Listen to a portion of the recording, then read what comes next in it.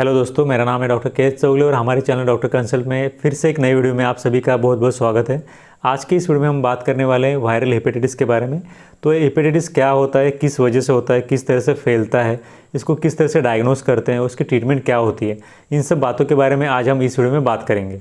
किसी भी व्यक्ति में हेपेटाइटिस होने के बाद सबसे पहली बात तो उस पेशेंट के लीवर में जो सेल्स होते हैं उनको सूजन आती है और उस लीवर को काफ़ी ज़्यादा डैमेज होता है, जिसकी वजह से वो लीवर ठीक से अपना काम नहीं कर पाता। सबसे पहले हमें इसके लिए लीवर के जो काम होते हैं उनको समझना पड़ेगा। तो लीवर का एक महत्वपूर्ण काम होता है कि हमारे बॉडी से जो टॉक्सिन्स और वेस्ट मटेरियल्स हैं उनको बाहर निकालना। दूसरा काम होता है विटामिन्स को स्टोर करना और तीसरा काम होता है कुछ हार्मोन्स को बनाना। तो अगर किसी भी व्यक्ति में हेपेटाइटिस होता है तो उस पेशेंट के बॉडी में ये तीनों भी काम ठीक से नहीं हो पाते, मतलब कि उस पेशेंट के बॉडी से ठीक से वेस्ट मटेरियल्स को बाहर नहीं निकाला जा सकता, उस पेशेंट के बॉडी में विटामिन स्टोर नहीं होते, इसकी वजह से उस पेशेंट में विटामिन डिफिशियंसी के लक्षण आने लगते हैं।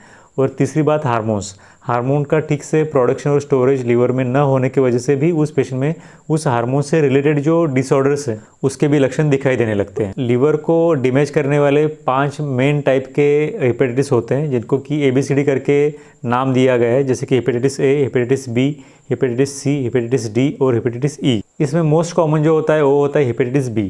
तो इस वीडियो में स्पेसिफिकली हम बात करेंगे हेपेटाइटिस B के बारे में। Most of the times hepatitis B acute होता है, लेकिन बच्चों के केसेस में एक क्रॉनिक भी हो सकता है। जिन पेशेंट में काफ़ी लंबे समय से हेपेटाइटिस B है उनमें से 15 से 20% लोगों में आगे चल करके लीवर कैंसर और सिरोसिस होने के चांसेस काफ़ी ज़्यादा होते हैं। अगर हम हेपेटाइटिस B होने के कॉजेज़ की या फिर कारणों की बात करें तो इसके अंदर अनसेफ सेक्स करने की वजह से भी किसी भी पेशेंट में हेपेटाइटिस B हो सकता है।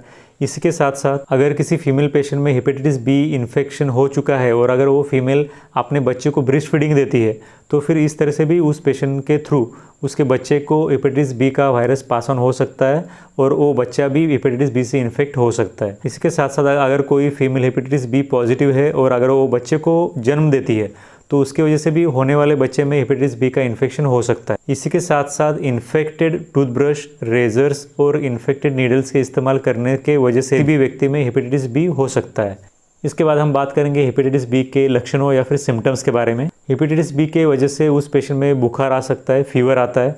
इसके साथ साथ जोड़ों में काफ़ी ज़्यादा दर्द होता है, पेशेंट को थकावट महसूस होती है, ठीक से भूख नहीं लगती, स्किन के ऊपर रैश आती है, जोड़ों में काफ़ी ज़्यादा ऐंठन होना, दर्द होना, चलते वक्त उस पेशेंट के घुटनों में दर्द होना। इसके साथ साथ पेशेंट को भूख न लगना, उल्टी आने जैसा होना, उल्टी होना।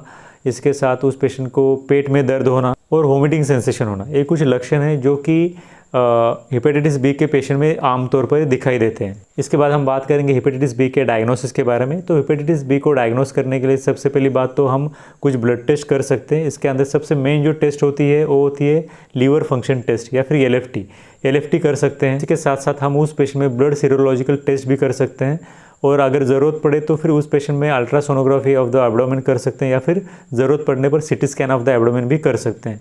तो ये कुछ डायग्नोस्टिक टेस्ट है जिनको इस्तेमाल करके हम उस पेशेंट में हेपेटाइटिस B को डायग्नोस कर सकते हैं। इसके बाद फाइनली हम बात करेंगे हेपेटाइटिस B के या फिर वायरल हेपेटाइटिस के ट्रीटमेंट के बारे में। मोस्ट कॉमनली जब भी किसी पेशेंट में वायरल हेपेटाइटिस होता है तो मोस्ट कॉमनली वो अपने आप ही कुछ समय के बाद ठीक हो जाता है, लेकिन कुछ पेशेंट्स ऐसे भी होते हैं जिनके अंदर ये बीमारी अपने आप ठीक नहीं होती है, उन पेशेंट को मेडिसिन दवाई लेने की ज़रूरत पड़ती है।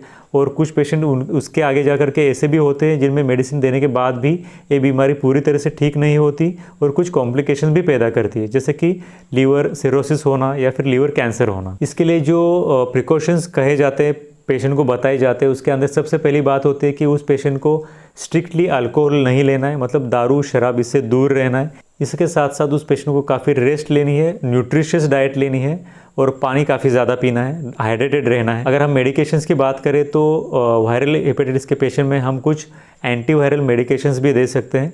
एंटीवायरल मेडिकेशन के साथ साथ उस पेशेंट में कुछ लीवर टॉनिक्स भी दे सकते हैं।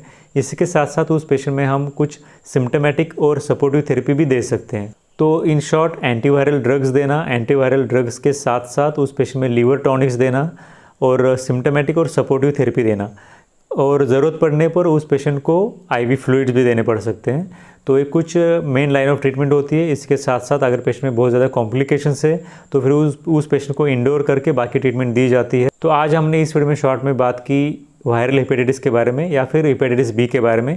अगर आपके इसके विषय में कुछ डाउट्स है तो आप हमें नीचे कमेंट सेक्शन में ज़रूर पूछ सकते हो। Thanks for watching this video till then. Thank you very much.